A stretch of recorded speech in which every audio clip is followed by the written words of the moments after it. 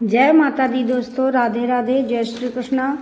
मैं करुणा स्वागत करती हूँ आप सभी का आपके अपने चैनल ज्ञान भक्ति संग्रह में। दोस्तों, श्री दुर्गा नवरात्र व्रत कथा व्रतानुष्ठान विधि। नवरात्र का व्रत प्रायः अश्विन एवं चैत्र मास के शुक्ल पक्ष की प्रतिपदा से नौमी तिथि तक किया जाता है। इसके व्रती को प्रायः नित्य कर्म से निवृत्त हो किसी देवी के मंदिर में जाकर दर्शन पूजन करना चाहिए। दिन भर व्रत रहकर सायंकाल बंधु बांधवों सहित नवरात्र व्रत की कथा श्रवण करनी चाहिए। कथा समाप्ति के पश्चात फलाहार ग्रहण करना चाहिए। इस व्रत में नमक का परित्याग करना चाहिए। यदि 9 दिन तक न निभ सके तो प्रतिपदा एवं अष्टमी तिथि को लवण युक्त आहार अवश्य ही त्याग दें। व्रत को किसी भी स्थान में रहकर किया जाता है। दोस्तों, नवरात्र व्रत का महत्व बताने वाली हूँ, ध्यान से सुने।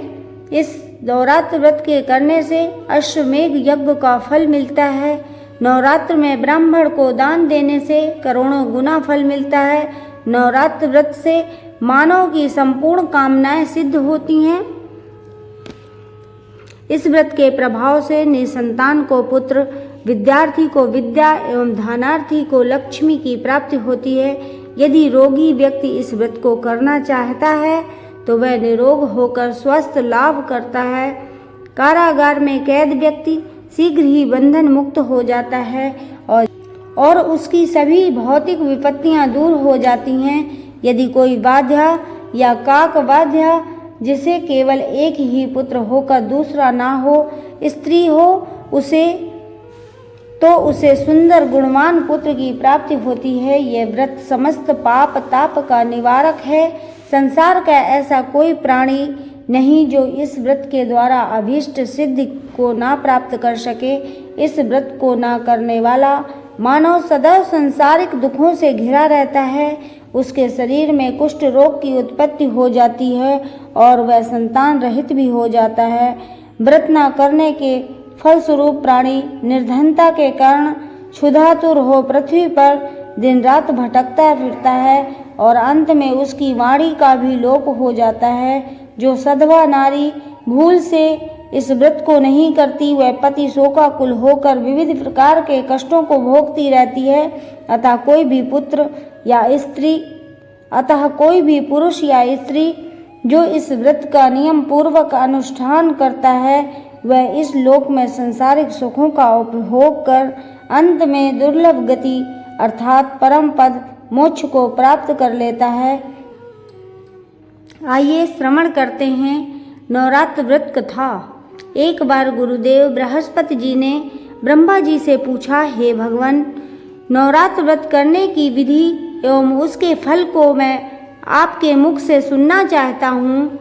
बृहस्पति जी का प्रश्न सुनकर ब्रह्मा जी ने कहा, हे बृहस्पति, पूर्व काल में जिसने इस व्रत को किया था उसका पुनीत वृत्तांत मैं तुम्हें सुनाता हूँ। उन्होंने कहा, मनोहर नामक नगर में एक अनाथ नाम का ब्राह्मण रहता था। वह भगवती दुर्गा का परम भक्त था। उसके सुमति नाम की एक रूपवती कन्या हुई। वह पिता के घर में दिनों दिन वृद्धि को प्राप्त होने लगी। जब वह कुछ समझदार हो गई तो वह भी अपने पिता के साथ देवी पूजा में प्रतिदिन भाग लेने लगी। एक दिन वह अपनी सहेलियों के साथ खेलती रहकर पूजा में सम्मिलित नहीं हुई। उसके इस व्यवहार से क्षुब्ध होकर उसे पिता ने बहुत डांटा फटकारा और कहा कि मैं तेरा विवाह किसी कुष्ठी और निर्धन व्यक्ति के साथ कर दूंगा। पिता की बात से विचलित न होकर उस कन्या ने निर्भयता पूर्वक उत्तर दिया, पिताजी, जो व्यक्ति जैसा कर्म करता है उसे वैसा ही फल मिलता है। अतः अपने भाग्य और कर्म में मेरा दृढ़ विश्वास है। पुत्री का प्रत्युत्तर सुनकर उसका पिता अत्यंत कुपित हुआ और उसने अपने निश्चय के अनुसार पुत्री का विवाह कुष्ठी और निर्धन मनुष्य के साथ कर दिया। उसकी कन्या ने कोई प्रतिवाद न किया और प्रसन्नता पूर्वक अपने पति के साथ वह वन में चली गई। उसके पूर्व जन्म के संचित पुण्य के प्रभाव से उस पर देवी दुर्गा प्रसन्न होकर प्रकट हो गईं और उससे बोली, हे ब्राह्मणी, मैं तेरे ऊपर प्रसन्न हूँ, तू मुझसे इच्छित वरदान मांग ले। देवी की बात सुनकर उस ब्रह्मचारी ने कहा, यदि आप मुझ असहाय पर प्रसन्न हो तो मुझे अपना परिचय देने की कृपा करें। देवी ने कहा, मैं आदि शक्ति ब्रह्मचारी सरस्वती और दुर्गा नाम से जगत में विख्यात हूँ। मैं अपने भक्तों पर सदैव कृपा दृष्टि रखती हूँ। देवी ने कहा, तू पूर्व जन्म में निषाद की पत्नी थी और अत्यंत पतिव्रता थी। एक दिन तेरे निषाद पति ने चोरी की, फलस्वरूप तुम दोनों दंपतियों को कैद कर कारागार में डाल दिया गया। वहाँ पर तुम दोनों को भोजन भी नहीं दिया जाता था। उस समय मेरे व्रत का नवरात्र काल चल रहा था। इस प्रकार अनजाने में ही तुम्हारा नवरात्र व्रत पूर्ण हो गया। उसी व्रत के प्रभाव से मैं तुम पर अतीत प्रसन्न हूँ। देवी की बात सुनकर ब्रह्मचारी बोली, हे भगवती दुर्गे, मैं आपको बारंबार प्रणाम करती हूँ। आप मेरे पति को कुष्ठ रोग से मुक्त कर दें। देवी ने कहा, तुम अपने नवरात्र व्रत के एक दिन के फल को अर्पण कर दो तो तेरा पति निरोग हो जाएगा। ब्रह्मचारी द्वारा व्रत फल संकल्प करते ही उसका पति सुंदर शरीर वाला हो गया। तदंतर उस ब्रह्मचारी ने अपने क्रुद्ध पिता का इतिहास देवी को सुनाकर बार बार स्तुति करने लगी। देवी ने कहा, तुझे उत्थालक नाम के एक अत्यंत तेजस्वी जितेंद्रिय तथा धनवान पुत्र की प्राप्ति होगी, जिससे तुम्हारे सभी कष्टों का निवारण होगा।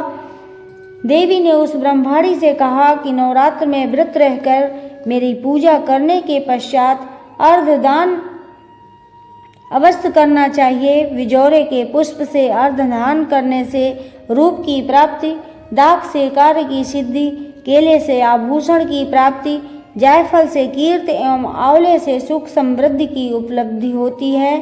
अर्धदान के उपरांत हवन करना चाहिए। हवन की सामग्री में घी, शक्कर, शहद, गेहूँ, बिल्व, नारियल, तिल, यव, अंगूर और कदम्ब लेना चाहिए। गेहूं के साथ हवन करने से धन की प्राप्ति होती है।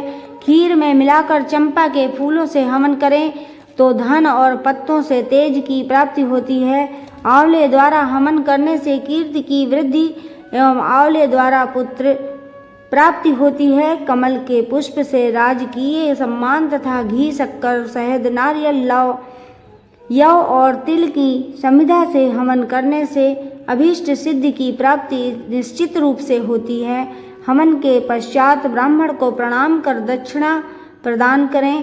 ब्रह्मा जी बोले, हे बृहस्पति, ब्रह्मचारी को इस प्रकार नवरात्र व्रत की कथा सुनाकर देवी वहीं अंतर ध्यान हो गईं। बृहस्पति जी ने ब्रह्मा जी से कहा, हे राजन, बृहस्पति जी ने ब्रह्मा जी से कहा, हे ब्राह्मण, आपने नवरात्र व्रत की कथा एवं उसका महत्व सुनाकर मुझे कृतार्थ कर दिया। ब्रह्मा जी बोले, हे बृहस्पति, तुमने लोक कल्याणार्थ मुझसे जिस व्रत को पूछा था उसे मैंने तुमसे विस्तार पूर्वक बता दिया। किसी भी नास्तिक एवं श्रद्धा विहीन मनुष्य से इस व्रत का कथन नहीं करना चाहिए। तदंतर बृहस्पति जी ने ब्रह्मा जी को बारंबार प्रणाम किया और सृष्टिकर्ता ब्रह्मा जी अपने लोक को चले गए। अतः सुख प्राप्ति की आकांक्षा वाले मानव को निष्ठापूर्वक नवरात्र व्रत के द्वारा अपने जीवन को सार्थक करना चाहिए। बोलो जगत जननी शेरा वाली मैया की जय।